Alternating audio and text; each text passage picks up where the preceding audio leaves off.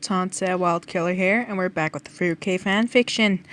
This is chapter 14, and this is the final chapter. So, let's begin.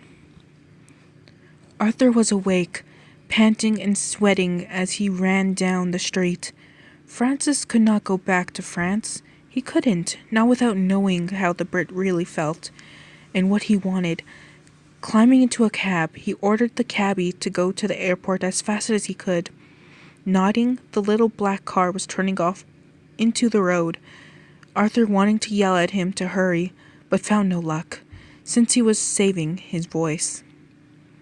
Arthur had just checked out from the hospital when he found the note left for him. He couldn't forget those words, those flowers, and how confused he was. He had looked over to the nightstand next to him that held a vase of bright green and blues. But the color above caught his eye, that trailed up from the beautifully decorated vase up to the top, there where the head of a dozen roses were, bright red.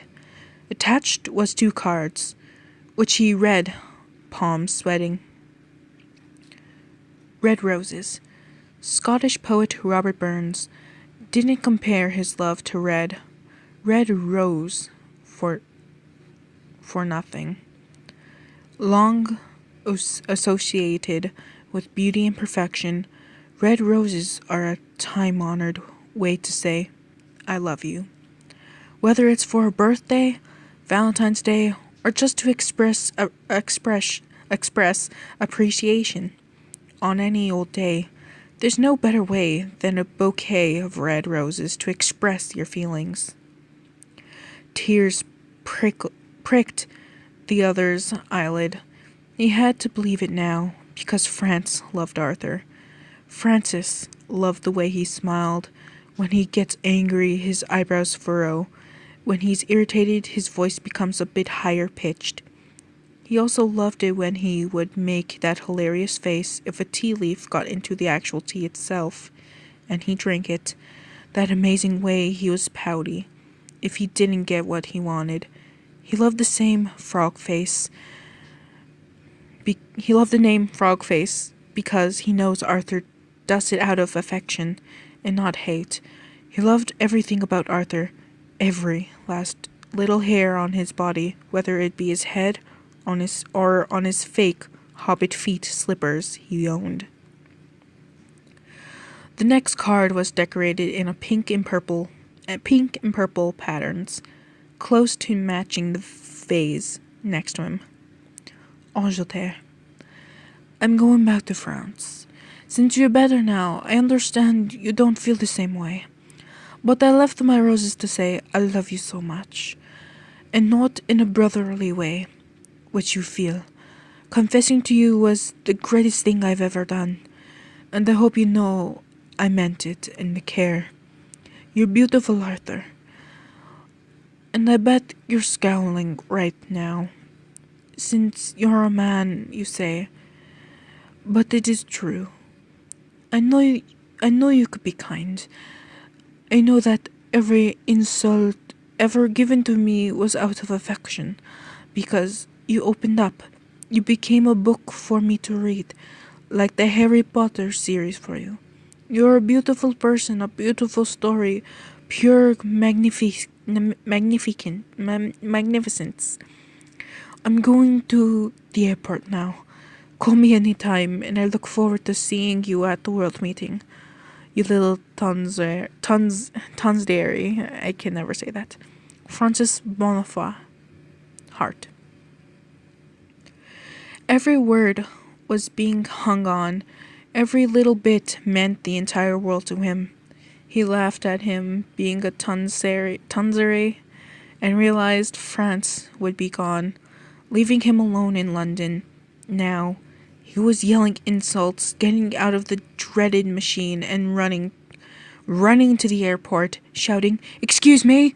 and "Please move!" He couldn't lose Francis. Not today, never. Thoughts enveloped his mind about him being late, not being able to catch Francis, who would be on a plane soon. Growling, he ran into the building that held different people from all around the world, crawling around though through luggage to realize France had already moved to security. England was determined as he ran up the escalator that took its time, yellow stripes on the edge of the machine, the handbar moving up with the steps. England didn't care. He needed to get Francis. He was determined. Glancing around for signs, he went to security. The long line miserable. Ducking down, he moved through the line, begging pardons and such. He sighed and made it to the guard, spotting Francis turning the corner. Please, please, let me through. I have to get to someone, please. The Englishman was begging, ready to be on his knees. If you don't, my whole future is screwed, please. Seeing how concerned he was, he let England pass, finally recognizing their personification. Hello, Mr. England. Hello, kind sir, he called back, scanning everywhere for the Frenchman. He wasn't in the gift shops. Suddenly, the intercom was on. That would cause England to run faster. Flight 745 is now boarding. I repeat, Flight 745 to France is boarding. No, damn you! He shouted at the ceiling, feet moving quicker than before. Apologizing, he turned a corner, spotting the sign that kept reading 742, 743, 744, 745. That blasted number was a few yards away. He spotted Francis, who was just given the assistant his boarding pass. Francis Bonnefoy, don't not dare step onto that plane, he yelled, marching towards him. You will never be forgiven if you do. Everybody gasped. Mr. Britain, England, United Kingdom, Kirkland, rang out between everyone except Francis, who spun and turned to face him. Uncle there, why did you come? Non, bad little Iggy brows. Francis smirked, wagging a finger at the other. Arthur did not need his scowling now. Step over here, right now, he ordered. Francis chuckled and waved a foot over the entrance, making England even more mad. Francis, I will cut your hair. Oh, mon Dieu, I knew you hated me, but why this much? He faked a sob. Arthur laughed a bit.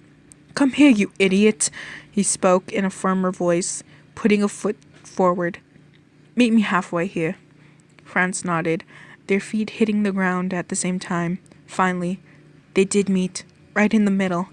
Francis, I bloody love you. He crushed their lips together, cheers ringing out through all people as Franz kissed the other back. Je t'aime, Arthur, and I mean it. The end. Well, that was a nice little story. It was rocky, it was mountainous, it was everywhere, like a roller coaster and all that stuff. But nice ending. They finally got together. Cause FRUK, cause why the hell not? Anyway, I hope you guys enjoyed this fanfiction. If you want me to read another fanfiction, comment it down below or send me a link to it. My social media is in the description if you want to send me a link to a fanfiction you want me to read that you loved and that is pretty awesome that you think everyone else should enjoy. Do all that type of stuff. Like, comment, subscribe, and I'll see you guys in the next video or the next fanfiction, depending on what you guys pick first. So, I'll see you guys next time. Bye!